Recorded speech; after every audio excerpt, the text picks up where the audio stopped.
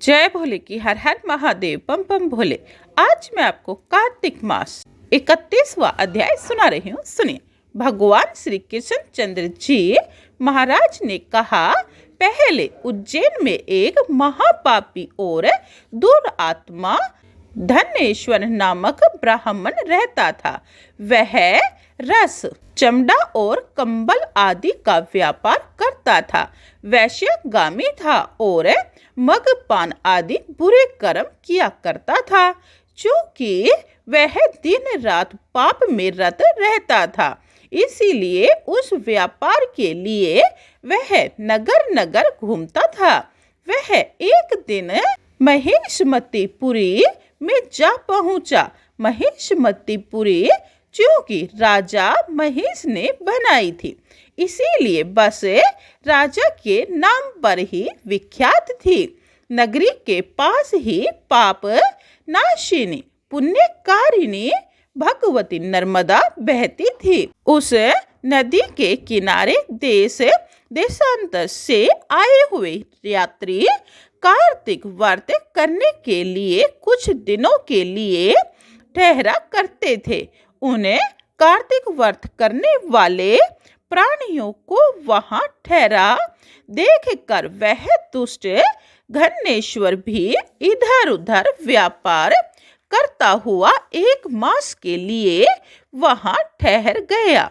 अपने माल को बेचता हुआ वह नर्मदा नदी के तट पर घूमता हुआ ब्राह्मणों को देव पूजा में अक्सर लगा हुआ वह देखता कि कोई तो पुराण पढ़ रहा है और कोई सुन रहा है, कोई भगवान कीर्तन कर रहा है, कोई भजन सुन रहा है, कोई ध्यान में लीन है और कोई तुलसी की माला धारण किए हुए है।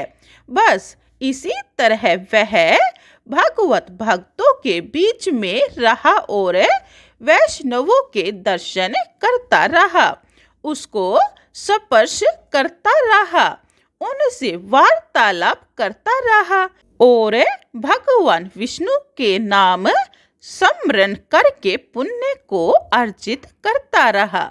वह कार्तिक के व्रत की उद्यापन विधि तथा जागरण को भी देखता रहा।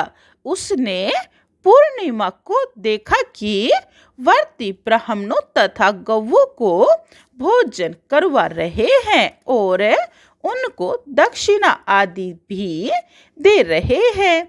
उसने नित्य प्रति भगवान शंकर की प्रसन्नता के लिए होती दीपमाला भी देखी।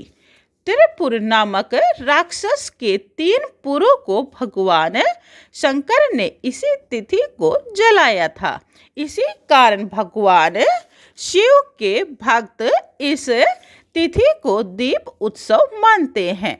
जो मनुष्य मुझ में और भगवान शंकर में अंतर मानता है, उनकी संपूर्ण क्रिया निष्फल हो जाती है।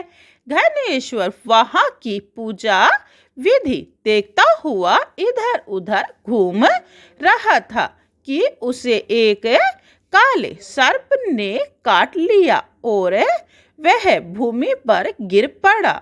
उसकी यह दशा देखकर वहां के दयालु भक्तों ने उसको चहुं ओर से घेर लिया और उसके मुंह पर तुलसी दल मिश्रित जल के छींटे देने लगे और जब उसके प्राण निकले तो यम के दूत उसे बांधकर कोड़ों से मारते हुए यमपुरी को ले गए।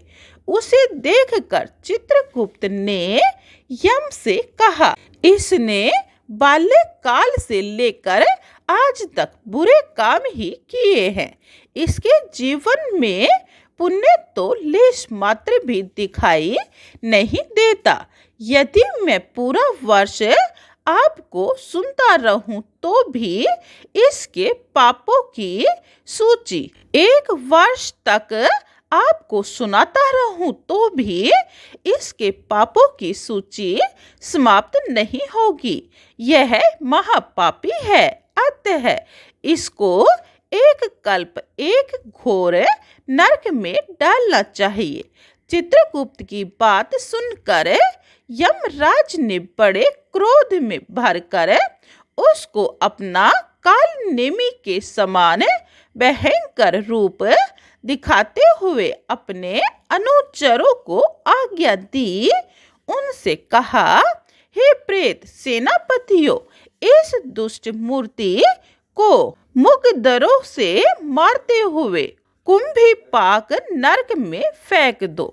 भगवान श्री कृष्णचंद्र जी महाराज ने कहा। यह सुनकर प्रेत सेनापति ने मुकद्दरों से उसका सिर तोड़ते हुए कुंभीपाक नरक में ले जाकर खोलते हुए तेल की कढ़ाई में छोड़ दिया।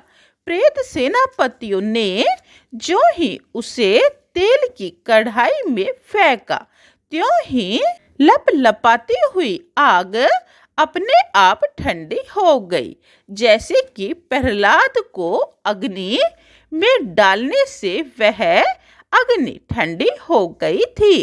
यह विचित्र घटना देखकर प्रेत सेनापतियों ने यमराज के पास जाकर सारा वृत्तांत कहा।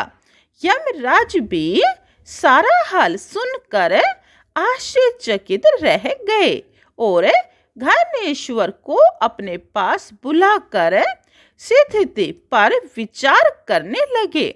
उसी समय नारायण नारायण का कीर्तन करते हुए देव ऋषि नारद भी वहां आ पहुंचे और यमराज से कहने लगे, ए अरुण नंदन यमराज, यह ब्राह्मण नरक में डाले जाने के योग्य नहीं है, क्योंकि इसने अंत समय में कुछ शुभ कर्म किए हैं जो कि नरक यातना को नष्ट करवाने वाले हैं।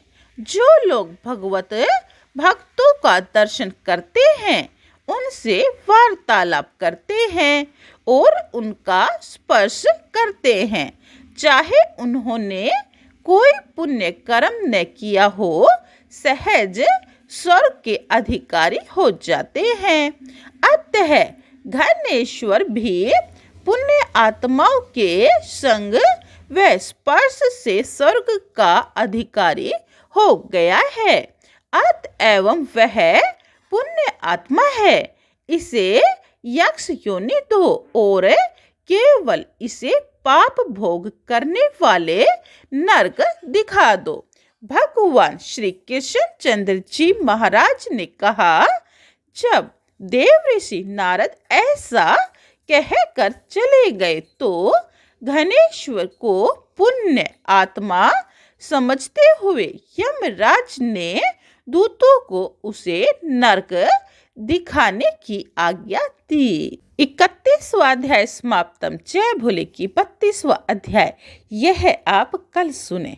देखिए, घनेश्वर एक पापी था, क्योंकि उसे कोई समझाने वाला और धर्म कर्म की शिक्षा देने वाला कोई नहीं था। लेकिन अगर कोई जानते बूझते पाप करता है और हमें पता है कि यह गलत है, लेकिन फिर भी पाप करेगा, तो उसे पाप का दंड भोगना पड़ेगा।